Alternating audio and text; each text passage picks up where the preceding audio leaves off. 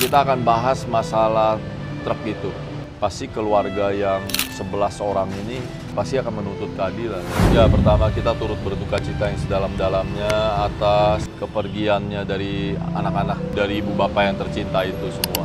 Supirnya tuh udah diwawancarai saat di rumah sakit. Supir ini tuh udah tahu remnya itu bermasalah. Dan sebelum bermasalah, supir itu tuh udah pergi ke bengkel dan mobil itu udah diperbaiki, dipakailah jalan dan merasa normal lagi. Tapi tiba-tiba di satu titik turunan, tiba-tiba bis itu remnya blok. Dan si supir tuh ya udah mengambil keputusan yang tepat menurut dia. Dia kan lihat di sebelah kiri ada 5 motor.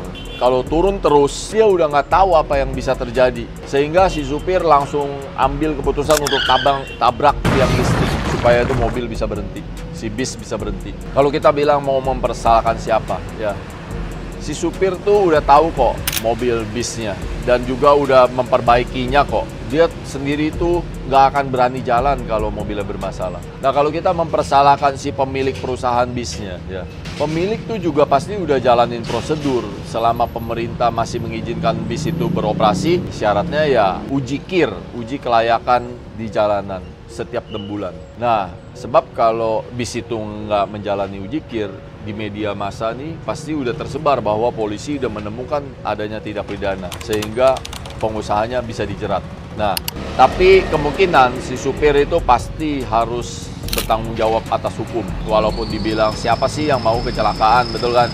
Kemungkinan ya si supir itu harus bertanggung jawab atas meninggalnya 11 orang ini sebagai kelalaian yang menyebabkan orang meninggal. Kecelakaan sendiri kan nggak bisa berujung pidana, tapi kan dicari siapa yang lalai, betul kan?